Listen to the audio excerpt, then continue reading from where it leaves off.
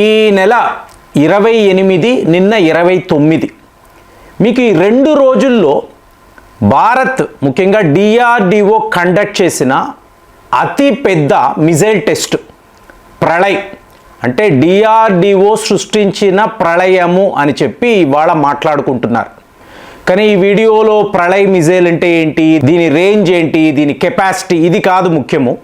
మీరు ఆలోచించారనుకోండి, ఇలాగ ప్రతి వారము కూడా భారత్ వైపు నుంచి ఈ పరీక్షలు ఎందుకు నిర్వహిస్తున్నారు. ఇప్పుడు జనరల్గా మెయిన్ స్ట్రీమ్ మీడియా తీశారు అనుకోండి, వీళ్ళు ఏం మాట్లాడతారు, మళ్ళీ ఒక ఆపరేషన్ సింధూర్ అనేది మనం నిర్వహించాలి అనుకుంటే, అంటే పాకిస్తాన్పై మనము దాడులు చేయాలి అనుకున్నప్పుడు ఈసారి బ్రహ్మోస్ కాదు ఆకాష్ కాదు, మనము ప్రళయ్ వాడుతాము. అంటే సర్ఫేస్ టు సర్ఫేస్ మిజైల్, ఇది ఏకంగా 500 కిలోమీటర్లు ప్రయాణించగలిగే, చూడండి ఇది క్వేజీ అంట, క్వేజీ మిజైల్. అర్థం ఏమిటి, ఇది ఒక రకమైన ballistic missile, at the same time cruise మిజైల్గా కూడా పనిచేస్తుంది. ఇక్కడే ఇది డెడ్లీగా మారిపోతుంది. సో ఇప్పుడు పాకిస్తాన్ ల్యాబ్ని మనం ఎంచుకున్నాం కదా, సో ప్రళయ్ యొక్క పనితనము కూడా మనం చూసేసేవచ్చు. ఇది అందరూ మాట్లాడుతున్నారు, యుద్ధ నిపుణులు అనండి, మీడియాకు సంబంధించిన వాళ్ళు మాట్లాడుతున్నారు. కానీ మీరు ఆలోచించండి, మనము ఎందుకు ఇలా వరుస పెట్టి ఈ మిజైల్ టెస్టులు, ఏముందండి, అర్మీనియా వాళ్ళు ఆల్రెడీ ప్రళయ్ మిజైల్స్ మాకు కావాలి అని చెప్పి ఆర్డర్ పెట్టేశారు. అంటే అజర్బైజాన్పై వాడడానికి అర్మీనియా వాళ్ళు ప్రళయ్ మిజైల్స్ను కూడా వాళ్ళు కావాలి అని కోరడము, మనము ఒప్పుకోవడము, త్వరలోనే అర్మీనియాకు ఈ ప్రళయ్ క్వాజీ మిజైల్స్ను పంపబోతున్నాం. సో ఇది ఏంటి, ఏకంగా ఇజ్రాయెల్ వాళ్ళ లోరా అనబడే మిజైల్ సిస్టమ్, దానికి వ్యతిరేకంగా దానిని ఎదుర్కోవడానికి భారత్ వైపు నుంచి వెళ్తున్న ఒక మహా అస్త్రముగా అర్మీనియా వాళ్ళు చెప్తున్నారు. మరి ఇజ్రాయెల్ మన మిత్రదేశం కదండి, ఇజ్రాయెల్ వాళ్ళు అజర్బైజాన్కి ఇచ్చిన లోరా మిజైల్, దానికి వ్యతిరేకంగా మనము ఇలాంటి అస్త్రాలు ఇవ్వగలమా అంటే ఖచ్చితంగా ఇవ్వగలం. సో ఇప్పుడు ఇది ఏంటి అంటే ఇంటిగ్రేటెడ్ రాకెట్ ఫోర్స్ అని చెప్పి చెప్తున్నారు. ఎందుకండి, మీరు ఒకవేళ హైపోథెటికలీ స్పీకింగ్ అండి, పాకిస్తాన్ అనబడే దేశం ఉంది చూసారా, ఈ దేశము సరెండర్ అయిపోయింది, టోటల్ దేశాన్ని సరెండర్ చేసేసారు. ఎవరికి చేస్తారు, భారత్కి చేస్తారు. భారత్ నుంచే కదా విడిపోయింది, మరి మనతో కలిపేసుకోవచ్చు కదా అనిపిస్తుంది. అట్లా ఉండదండి. ఫస్ట్ అమెరికా వాడు ఆ దేశాన్ని ఆక్రమిస్తాడు. ఇప్పుడు పాకిస్తాన్లో ఉండే అణు అస్త్రాలు, నూర్ ఖాన్ బేస్ గురించి కూడా మాట్లాడాం. ఎందుకు వీడి అణు అస్త్రాలను కంట్రోల్ చేస్తాడు? పాకిస్తాన్ ఒక ఇండిపెండెంట్ కంట్రీ కదా, డెమోక్రటిక్ కంట్రీ కదా, మరి అమెరికా వాడి పెత్తనము ఏమిటి? 5 ఐస్ నేషన్స్. సో వీళ్ళు పనిగట్టుకొని పాకిస్తాన్ అనబడే దేశాన్ని వీళ్ళు నెలకొల్పారు. అవునా? అంటే డీప్ స్టేట్ పాలిటిక్స్లోకి వెళ్ళారంటే ఇవన్నీ మీకు బయటపడతాయి. ఇప్పుడు మీకు రష్యా యుక్రెయిన్ యుద్ధము అంటే ఇది యాక్చువల్గా రష్యా అమెరికా యుద్ధం. మీకు వ్యవహారం అంతా ఎక్కడ ఉంది మీకు అనిపిస్తుంది కదా, ఎందుకండి యుద్ధాలు, రష్యా వాళ్ళు ఇంకా ఇంకా ఇంకా ఎందుకు యుక్రెయిన్పై యుద్ధము చేస్తున్నారు, ఆపేవచ్చు కదా. మొన్న కూడా ఇంకొక 2 గ్రామాలను రష్యా వాళ్ళు స్వాధీనము చేసుకున్నారు. ఎందుకు చేస్తారు, ఎందుకండి, పని పాట లేకుండా వాళ్ళ సైనికులను, సరే రష్యా వదిలి మనము ఎందుకు ఇన్ని పరీక్షలు చేస్తాము అంటే చాలా చాలా డీప్గా ఉంటుందండి. ఈ వ్యవహారం అంతా కూడా పాకిస్తాన్ అనబడే ఈ భూభాగం, దీనిని దేశము అని చెప్పి అందరూ అనొచ్చు, కానీ ఈ భూభాగమే ఎందుకు, అటువైపేమో సెంట్రల్ ఏషియా. సో ఇక్కడ రష్యా వాళ్ళ డామినెన్స్. ఇప్పుడు రష్యా వాళ్ళు యుక్రెయిన్లో పలానా ప్రాంతాలను స్వాధీనం చేసుకున్నారు అంటే మీకు ఇవన్నీ కూడా ఎక్కువ పోర్టు నగరాలే ఉంటాయి. అంటే అక్కడ ఆ ఓడలు భారత్ దాకా రావడము అంటే యూరోప్ నుంచి భారత్ దాకా వ్యాపారం అండి. సో ఇంత పెద్ద వ్యాపారాన్ని రష్యా వాళ్ళు పోగొట్టుకోరు. రష్యా వాళ్ళకి వ్యాపారము జరగకూడదు, వాళ్ళు ఈ ప్రాంతాల్లోకి రాకూడదు. కాబట్టి పాకిస్తాన్ అనబడే దేశాన్ని America, UK, Canada, Australia, New Zealand లాంటి దేశాలు కలిసికట్టుగా ఆక్రమించుకుంటారు. సో ఆక్రమించుకున్నప్పుడు ఇది ఒక మహాయుద్ధములోకి దారితీస్తుంది. మీరు గమనించారో అనుకోండి, ఏదో ఒక సందర్భములో ఒక అతిపెద్ద యుద్ధము, సంగ్రామము అనే దాన్ని మనము చూడబోతున్నాం. అంటే మన కాలంలో తెలియదు కానీ ఖచ్చితంగా ఇక్కడ ఆధిపత్య పోరు అన్నప్పుడు ఇది జరుగుతుంది. సో ఇక్కడ ప్లాన్ ఏమిటి అంటే, మోదీ యొక్క హయాంలో ప్లాన్ ఏమిటి అంటే, మన ఇంటిగ్రేటెడ్ రాకెట్ ఫోర్సును రష్యాకు సమానంగా తీసుకువెళ్ళాలి.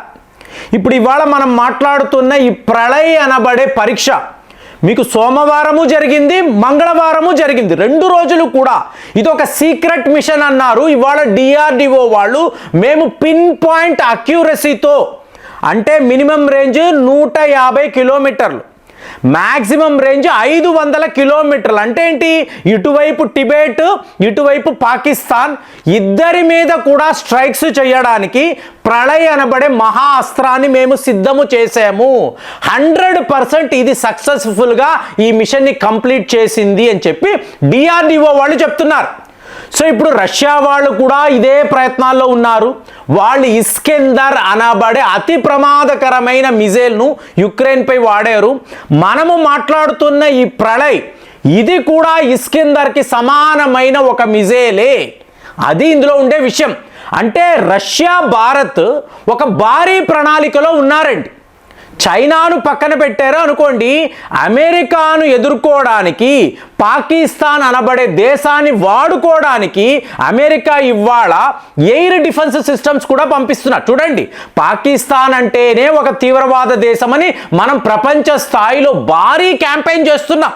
United nations, United nations security council, world లెవెల్లో మనము ఫైనల్గా ఫైనాన్షియల్ యాక్షన్ టాస్క్ ఫోర్స్ కూడా పెద్ద పెద్ద రిపోర్ట్స్, పెద్ద పెద్ద ఆధారాలు చూపిస్తే అమెరికా వాడు మాత్రము పాకిస్తాన్కి ఎయిర్ డిఫెన్స్ సిస్టమ్స్ ఇవ్వడానికి ఇవాళ వాడు రెడీ అవుతున్నాడు. ఎందుకు?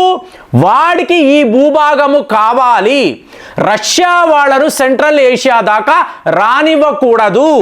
సో ఇందులో భారత్ యొక్క రోల్ అనేది చాలా చాలా క్రిటికల్. అంటే వీడు పాకిస్తాన్ని ఆక్రమించుకొని మనల్ని బెదిరించే ప్రయత్నాలు చేస్తాడు. ఇది వీడి ప్లాన్. ఎందుకు మనం రష్యాతో కలవకూడదు? ఇవాళ వరకు ఈ గొడవలు ఇదే కదండి. మీరు రష్యా వద్ద ఆయిల్స్ కొనకండి, రష్యా వద్ద ఆయుధాలు కొనకండి, ఇదే మాట్లాడుతున్నాడు. ఎందుకు? మనము కలిసిపోతే ఈ ప్రపంచానికే ప్రమాదము, ఇది జరగకూడదు అనేదే ఈ 5 ఐస్ నేషన్స్ అమెరికా వాడి ఆలోచన. కానీ మీరు అక్కడ పుతిన్ని ఆపలేరు, ఇక్కడ మోదీని ఆపలేరు. వీళ్ళు ఎవరి మాట వినరు. వీళ్ళకి దేశము ఒక ఎజెండా ఉంటుంది, దాని ప్రకారమే పోతూ ఉంటారు. కాబట్టే ప్రతి వారము ఇన్నిన్ని పరీక్షలు. రేపు చైనాను ఎదుర్కోవాలన్నా కూడా మీకు తెలుసో తెలియదో, చైనా వాడి అంతిమ పోరు ఎవరితో? రష్యాతోనే. వాళ్ళ డాక్ట్రైన్లో వాళ్ళు క్లియర్గా రాసుకున్నారు, మేము ఒక సందర్భంలో భారత్తో యుద్ధము చేయాలి, ఇక లాస్ట్ యుద్ధము అన్నప్పుడు అది రష్యాతోనే.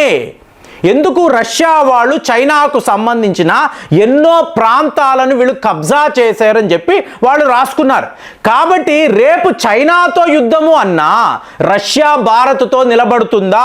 మరి ఇక్కడ ఈ పాకిస్తాన్ అనబడే ఈ భూభాగం ఉంది చూసారా, దీని మీద ఎవరిది ఆధిపత్యము? ఖచ్చితంగా మన నుంచి విడిపోయిందే కదండి, వీళ్ళే కదా విడగొట్టారు. మరి ఇక్కడ ఒక పోరు వచ్చింది అనుకోండి, అమెరికా లాంటి దేశం నిలబడినప్పుడు ఖచ్చితంగా భారత్కు రష్యా సపోర్ట్ ఉండాలి, రష్యా వాళ్ళు అక్కడికి వచ్చి నిలబడాలి. ఇలాగే ప్రపంచము 2గా విడిపోతున్నప్పుడు క్రిటికల్ పార్ట్ ఎక్కడా? పాకిస్తాన్ అనబడే ప్రాంతమే. కాబట్టే భారత్ తన ఇంటిగ్రేటెడ్ రాకెట్ ఫోర్స్ ప్రళయ్ అనబడే ఈ పరీక్ష జరిగిన వెంటనే మనము ఇచ్చిన, మన ఆర్మ్డ్ ఫోర్సెస్ చేసిన అతిపెద్ద ప్రకటన ఏమిటి? ఇంటిగ్రేటెడ్ రాకెట్ ఫోర్స్ అనేది సిద్ధము. అంటే ఏంటి? బ్రహ్మోస్ అనండి, ఆకాష్ అనండి, బారక్ 8, అలాగే అగ్ని సిరీస్, K సిరీస్ వరసగా చూశారనుకోండి, భారత్ వద్ద మామూలు అస్త్రాలు కాదండి, మహా అస్త్రాలు ఇవాళ ఉన్నాయి. ఈ వ్యవహారం అంతా కూడా పాకిస్తాన్ అనబడే ఈ భూభాగము కోసరమే. అంటే ఒకవైపు అమెరికా, ఇంకొక వైపు రష్యా, ఇంకొక వైపు భారత్.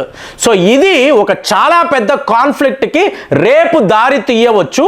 కాబట్టే ఇన్ని అస్త్రాల మీద మనం పరీక్షలు చేస్తున్నాము. ఒక ఇంటిగ్రేటెడ్ రాకెట్ ఫోర్స్ అని చెప్పి ఇవాళ మాట్లాడుతున్నాము. చూడండి, ఈ డీప్ స్టేట్ పాలిటిక్స్ అన్నప్పుడు ఇన్ని విషయాలు మనం ఆలోచించాలి. మరి మీరు ఆలోచించారా? కామెంట్స్లో రాయండి. మళ్ళీ వచ్చే వీడియోలో కలుద్దాం. జై హింద్.